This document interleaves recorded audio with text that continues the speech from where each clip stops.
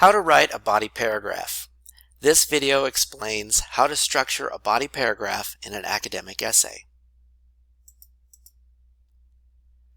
In academic writing, writers typically make an argument in the form of a well-researched, well-supported essay. This argument is typically presented in the form of a thesis statement at the end of the paper's introduction. Thesis statements are then supported by body paragraphs. To develop well-organized body paragraphs, consider following the MEAL structure.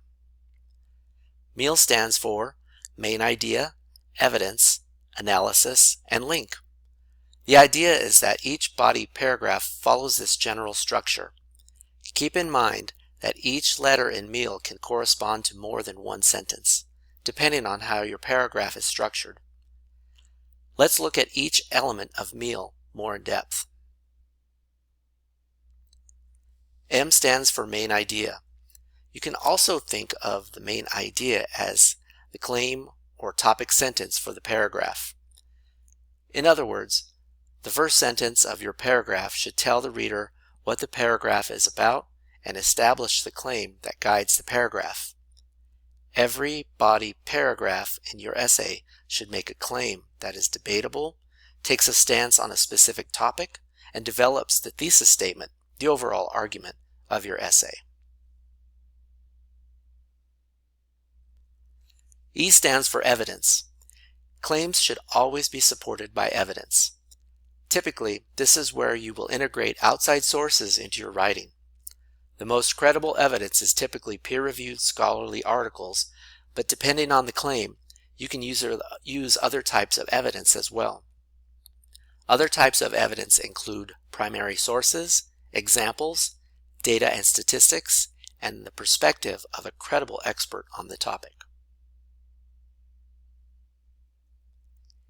A stands for Analysis.